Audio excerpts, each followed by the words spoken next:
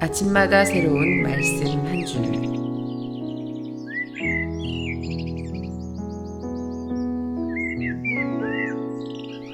사도행전 6장 1절. 그때 제자가 더 많아졌는데 헬라파 유대인들이 자기의 과부들이 매일의 구제에 빠짐으로 히브리파 사람들을 원망하니 똘똘 뭉친 한 마음도 수가 늘어나자 원망이 일어났습니다. 교회에 일어난 최초의 다툼은 다름 아닌 돈 문제였습니다. 사실상 초대교회 역시 오늘날 교회처럼 문제가 있었네요. 이 세상에서는 그 어떤 교회도 완전할 수는 없습니다. 교회의 완전성을 따지고 논하기보다는 내가 속한 교회가 더 나아질 수 있도록 함께 힘쓰는 것이 지혜일 것입니다. 사도행전 6장 1절. 그때의 제자가 더 많아졌는데 헬라파 유대인들이 자기의 과부들이 매일의 구제에 빠짐으로 히브리파 사람들을 원망하니 사람들이 흔히 범하는 잘못은 받은 호의에 감사하기보다는 작은 문제들에 투덜대면서 시끄럽게 떠들어대는 것입니다. 자신이 조금 덜 받게 된다거나 다른 사람이 좀 더 받는 일은 얼마든지 실수나 착오로 일어날 수 있는 법입니다. 시기와 탐심은 감사할 은혜도 원망과 다툼이 되게 했네요. 부디 원망과 다툼이 아닌 감사로 충만하기를 기도합니다. 사도행전 6장 2절. 12사도가 모든 제자를 불러 이르되 우리가 하나님의 말씀을 제쳐놓고 접대를 일삼는 것이 마땅하지 아니하니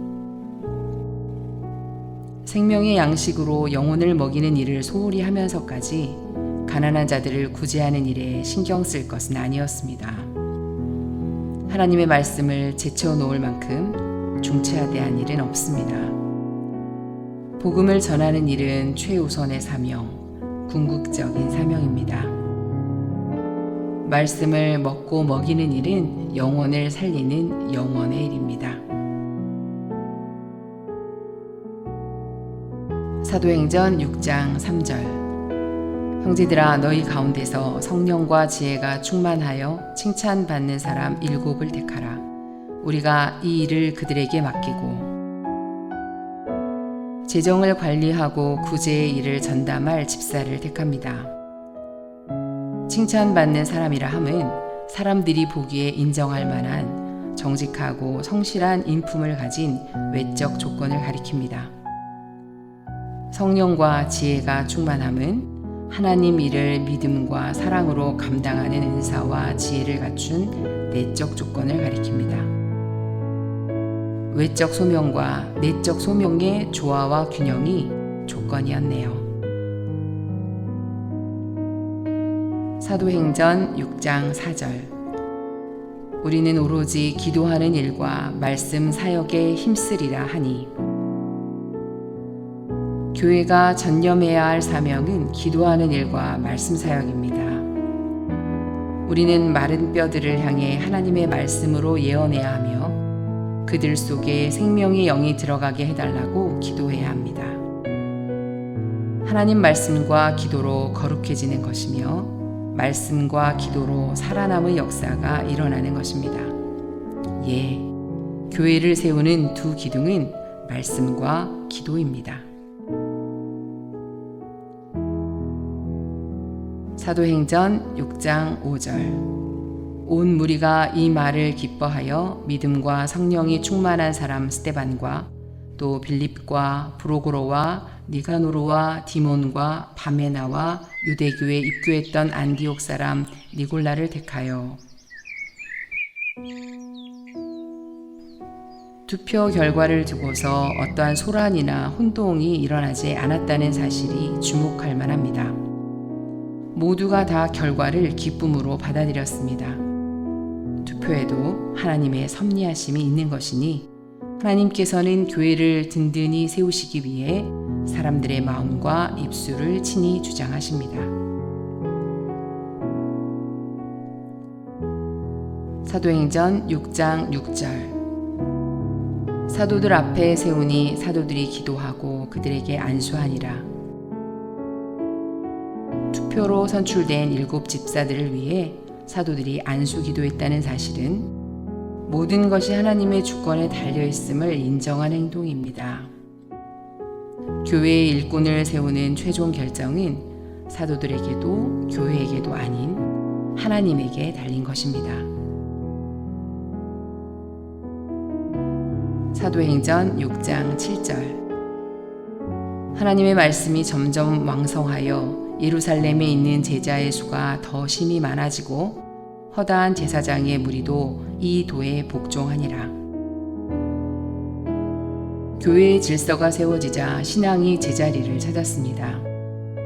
원망과 불만이 수그러들자 교회는 더욱 부흥했습니다. 기도하는 일과 말씀 사역에 더욱 전념하기로 결단하자 복음은 예루살렘에서 더 큰 능력으로 퍼져나갔습니다. 그리스도의 순종에 이어서 사도들의 순종이 뒤따르자 반대편에 서 있던 제사장들까지 순종하게 되었습니다. 사도행전 6장 8절. 스데반이 은혜와 권능이 충만하여 큰 기사와 표적을 민간에 행하니. 은혜가 충만해지면 또한 능력도 충만해집니다. 내 안의 은혜는 불신이 들어올 틈을 없애주며 하나님의 능력이 나타날 자리를 마련해줍니다. 은혜 속에서 우리는 못된 자아를 비우게 되고 이로써 성령과 능력과 역사가 나타나게 됩니다. 아침마다 은혜로 흠뻑 충만해져야겠습니다. 사도행전 6장 9절 10절. 이른바 자유민들 즉 구레네인, 알렉산드리아인, 길리기아와 아시아에서 온 사람들의 회당에서 어떤 자들이 일어나 스데반과 더불어 논쟁할세 스데반이 지혜와 성령으로 말함을 그들이 능히 당하지 못하여 그들은 논쟁의 힘으로 기독교를 무너뜨리려 하였습니다. 이들의 논리에 스데반은 지혜와 성령으로 대응했습니다. 성령은 어떤 논쟁에도 맞설 수 있는 지혜의 영이십니다. 내 안에 계신 성령께서 주시는 지혜 속에서 우리는 언제나 최선의 답을 찾을 수 있습니다. 사도행전 6장 11절. 사람들을 매수하여 말하게 하되 이 사람이 모세와 하나님을 모독하는 말을 하는 것을 우리가 들었노라 하게 하고. 논쟁에서 밀리자 사람들을 매수 위증하게 만들었습니다. 그들의 잘못을 지적하고 바른 길을 제시하였다는 이유로 그들은 점점 더 크게 분노하면서 적대적으로 되었습니다. 감사를 표해야 할 사람한테 되레 정반대로 행동했습니다. 진실을 말해준 까닭에 스데반은 그들의 적이 되었습니다. 사도행전 6장 12절. 백성과 장로와 서기관들을 충동시켜 와서 잡아가지고 공회에 이르러. 합법적인 절차를 따라 체포한 것이 아니었습니다. 매수, 위증, 과장, 왜곡으로 선동한 결과였습니다. 명분은 모세와 하나님을 모독했다는 신성 모독죄. 잘 보십시오. 하나님의 이름과 영광을 위한다고 떠들어대면서 하나님의 영으로 충만한 사람을 모독하고 있는 모순과 위선을.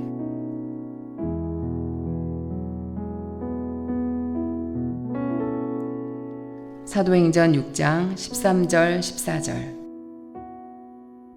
이 사람이 이 거룩한 곳과 율법을 거슬러 말하기를 마지 아니하는도다. 그의 말에 이 나사렛 예수가 이곳을 헐고 또 모세가 우리에게 전하여 준 규례를 고치겠다 함을 우리가 들었노라 하거늘. 성전과 율법을 반대한다는 혐의로 몰아세우고 있습니다. 정작 성전을 장사판이나 강도의 소굴로 더럽혔던 자들이 도리어 성전을 위한답시고 스데반을 재판하고 있습니다. 예수님은 성전을 기도하는 집으로 회복시키신 것입니다.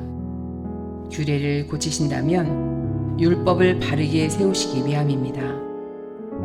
성전과 율법을 반대하신 것이 아니라 완성하신 것입니다.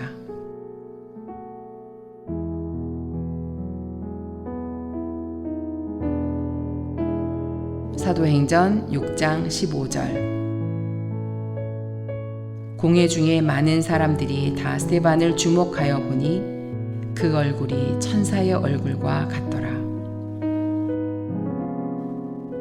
크게 즐거워하고 기뻐하는 얼굴 표정이었습니다. 두려워하거나 분노하는 기색이 전혀 없었습니다. 이목을 끌게 하는 놀랄만한 광채가 그 얼굴에 있었습니다. 아, 지혜와 거룩함이 사람의 얼굴을 빛나게 하는 법입니다. 마음의 즐거움이 자연스레 얼굴을 빛나게 합니다. 스데반은 빛나는 얼굴과 피로써 교회의 영광을 나타냈네요.